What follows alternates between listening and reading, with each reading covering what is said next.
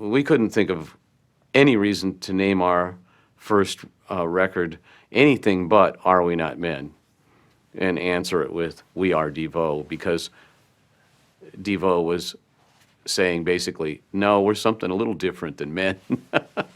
And we're all DEVO, by the way. Are we not men? Island of Lost Souls was a movie that used to show up on a TV program that was regular in Akron, Ohio, in northeastern Ohio at the time, called Goulardi. And that was salvation for kids that were in junior high or high school and didn't have a car and couldn't go anywhere and had no social life. And so you knew on the weekends at night, you just stayed at home, but everybody else in the house is asleep and you're down in the basement watching black and white. And Goulardi was this guy, he was the newsman during the day, and at night he played old B movies. I was a student at Kent State University, and there was a local show out of Cleveland, Ohio, that came on, I think, at 11 o'clock at night, and it was hosted by Ernie Anderson, who was Paul Thomas Anderson's father, as it turns out. This is before he came to California and got involved in pornographic movies that appeared in Boogie Nights as part of the plot. He was then, at this time, in the 60s, Goulardi. He tried being serious for about 3 or 4 weeks and it didn't work, so he turned into like a buffoon beatnik. And he loved putting himself using like early video techniques, because I think they were using kinescope back then still. And he put himself in the movies. He could like get inside like, 1 million BC, and like when the cave people were jumping, trying to get fruit out of the tree, he'd be jumping with them with his fright wig on. He'd be like, don't go over there. Oh no, don't open that door, you know. But when it came to Island of Lost Souls, he wisely kept himself out of that movie. I think he knew it was quality. and I watched it with some friends, some college friends, and of course it just made the most huge impression. Ruth brings along a male companion, and when they get off their little rowboat onto the island, of course these figures that we've been seeing run, and one of them reports their arrival. They come on boats! Oh. Peoples! People? Two! One like Lota! Two peoples, one like Lota, meaning one of them's a female and like Lota, the Panther Woman, the half Panther Woman. And it was stuff like that that just completely got us going on masks. Not that we needed much more encouragement, but masks are so powerful anyway, obviously. And masks were, one of the most primitive expressions of either trying to frighten other people or trying to create an alternate reality or trying to represent a deity or whatever. Ritualistically, a mask has a lot of power. We had no money for drugs or vans, and none of us liked the bowl when we lived in Ohio. So we entertained ourselves with masks, and that was a cheap way to get a whole day's fun. You'd go to the novelty shop and buy a few masks, and we loved all the things like especially partial animal faces were always much more intriguing, where you still had human features, but you maybe had the mandible of a chimpanzee or something. So I think Island of Lost Souls had a deep impression in DEVO. Yeah, when I think of the various influences that Island of Lost Souls had on us, more than other horror films, one aspect, of course, is the masks, because they're not just masks. It never looks like Halloween to us when you watch Island of Lost Souls, because it's frighteningly close to human. I think we preferred Island of Lost Souls as true horror because it's not just masks and weird clothes, again, like a Halloween costume, but it's but it's mutants. It's taking people and bringing out their animal characteristics. So they're trying to be civilized because they're wearing clothes that we, the audience, identify as that of a socialized person. You know, a man's shirt with a button-down collar, you know, regular pants with a belt, and then, you know, hairy wrists and, you know, pig ears.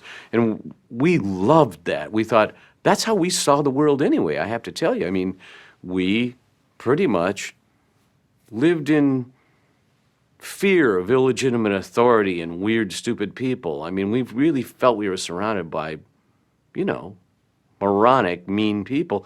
And when, in my mind, when I would look at certain people, I would see exactly what you see in the Island of Lost Souls. In Kent, Ohio, there were 15,000 students at that university, but they were surrounded by a town of only 15,000 people in a small town who were mostly right-wing evangelical. So we definitely felt ourselves in a hostile environment, a dangerous hostile environment. And of course that, you know, that only that only pumped up the humor that we saw in the Island of Lost Souls. And we all thought, well, we're in the House of Pain. We referred to the House of Pain on a daily basis. House of Pain. House of Pain. The Island of Lost Souls became an important piece of the puzzle of a little cosmology that was forming with my academic friends and myself at Kent State. You know, you're there, you're feeling your oats. I was in my sophomore year, and you're finding your own view of the universe at that point, and in these pot-filled discussions at night after the real academic information and the serious literature you're reading to pass courses, you start riffing on it, combining it with knowledge of pop culture that's going on right there in your time, and current events and politics. Certainly, I was in the middle of all that. There was basically a civil war going on in the United States with pro-Vietnam and anti-Vietnam people, and it was very serious. That's why I was shot at, along with 1,000 other students, on May 4th, 1970, because Nixon had gone into Cambodia, expanding the war without an act of Congress. Sounds familiar, doesn't it? But back then, you know, there was a student population nationwide that knew enough of their history and civics. They knew that wasn't right. They knew there'd been a breach, and the war was already unpopular.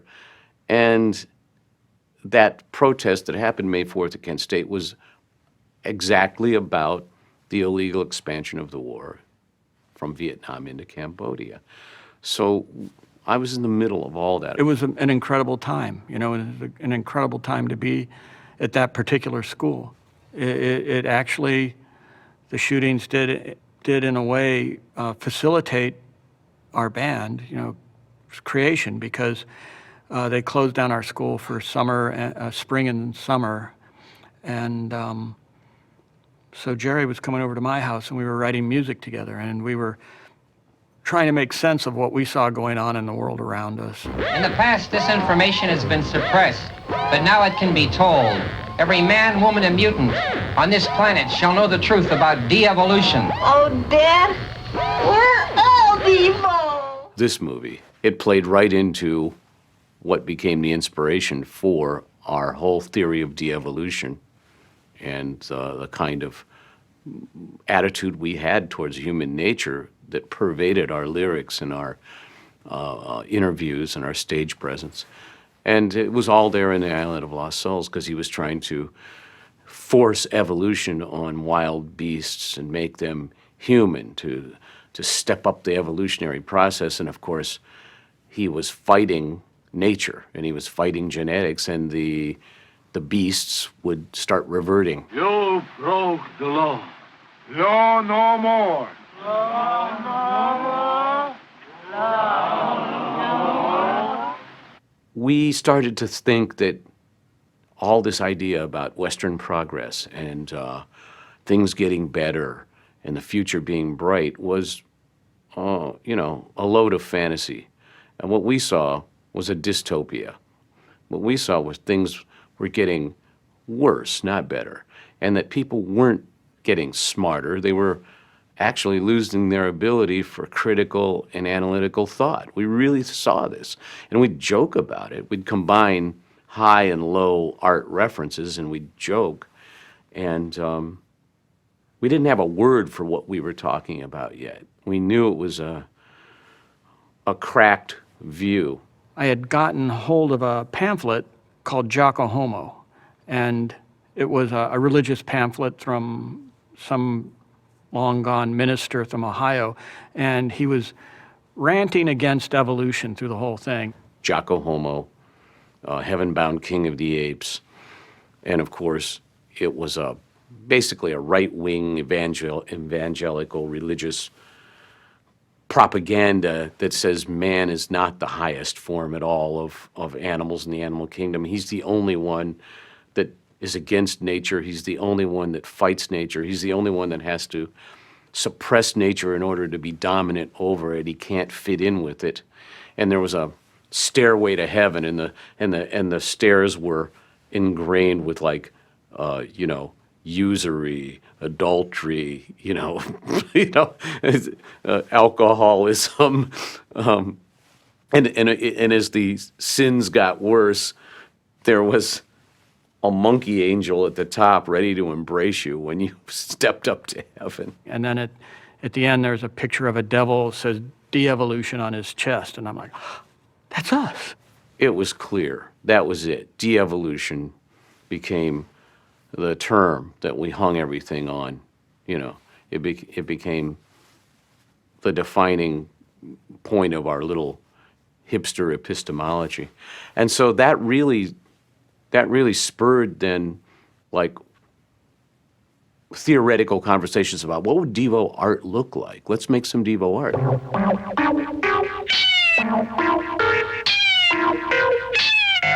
I taped Island of Lost Souls, but I remember watching it, and as I was watching the film, there was this section in it where the subhumans, they're like running along in the jungle, and the House of Pain is their shadows are being illuminated on the House of Pain, and they're kind of hunched over and looking very subhuman-like. And I remember watching that, and I lived in downtown Akron, Ohio at the time, and I lived about, like a quarter of a mile, half a mile away from all the factories. Akron at the time had been the rubber capital of the world for about 60, 70 years.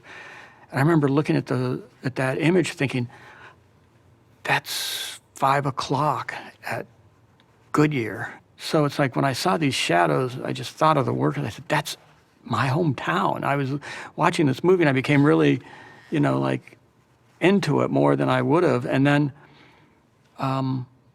when it came to the section where everybody's confused, and they're starting to the subhumans are starting to get out of control, and the doctor has to, like, put everybody back in line, and he climbs up on a rock and he cracks the whip and says, "What is the law?" And they're like, "Not to walk on all fours. Are we not men?" And I was like, that's it. It was like, it just hit me. And of course, this was just like, I can't tell you, for a bunch of artsy nerds, this was like the Holy Grail. This was like the golden calf. And it resulted in the song, ultimately, Jocko Homo, our name-check song, our manifesto. And the chorus, repeated often, is, "Are we not men?" Are we not men? We are DEVO. Are we not men? DEVO. It's a rhetorical question, are we not men? When he says, what is the law? Then they say the law, like not to eat meat, not to walk on all fours, not to spill blood. But then comes the rhetorical question, are we not men? And which in that case is quite literal. He's asking, have we made it? We still beasts, or have we made it to men? Are we not men? We found all this deep and funny at the same time. We thought it was basically almost a German expressionist type film that could be taken easily as an analogy of a microcosm of society, that we're all born in pain, we all get diseases and die, we all try to fight against this mortality and rise to something that we have an idea of that's supposed to be higher than ourselves. And in the meantime, what do? We kill every other species, we kill each other, we foul the planet, we reproduce like rabbits. Oh, we not men. We are DEVO. Oh, we not men. We are DEVO. Oh, we not men. We are DEVO. Oh, we not men. We are DEVO. What I wanted to do was do the kind of shots and the kind of angles and the kind of editing that I had seen in The Island of Lost Souls, in The Cabinet of Dr. Caligari, but mix it with the foolish and garish kind of pop culture nature of McDonald's commercial. So we were looking at McDonald's commercials at the time and the soporific propaganda that they represented, and then we're looking at the 30s and German expressionism, and we laughed about how we'd put the two together and it would be so unholy and so foul that we could offend everybody. We were a couple guys who were angry, and we had questions about what was going on in the world around us, and we felt confrontational. It made us feel very confrontational. And I think one of the things that we really enjoyed about DEVO at the very beginning was the amount of anger that we were able to generate from people, you know. And we became a lightning rod for hostility from these very people that were like, you know, trudging out of the House of Pain every night, you know, on West Market Street at 5 o'clock. And it was kind of like, if we're getting them that upset, we got to be doing something right. I remember thinking that after we were being paid to leave the stage, and the owner of the club said, "Look, just get out of here now, because these guys are gonna hurt somebody if you don't leave." And we're like, "You're paying us to leave?" "Well, no, we want to stay and do another set." And they're like, "No, just leave, okay?" Okay, let's go.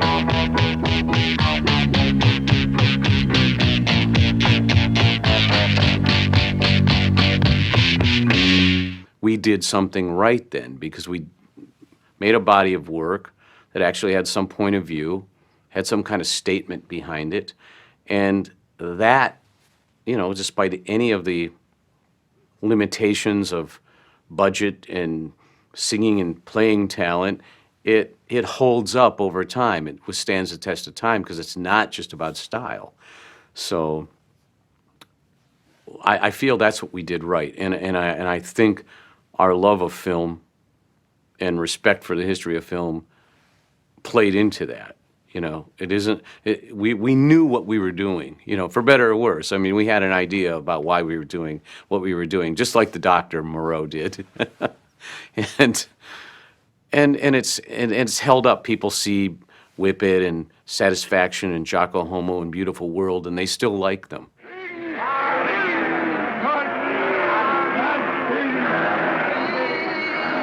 Island of Lost Souls, I have to say, as far as its craftsmanship, it like ranks up very high as far as like keeping things on this level where it felt like not crazy absurd. It felt more like plausible. It is a classic. It is definitely a classic, and I would imagine it would last another 100 years.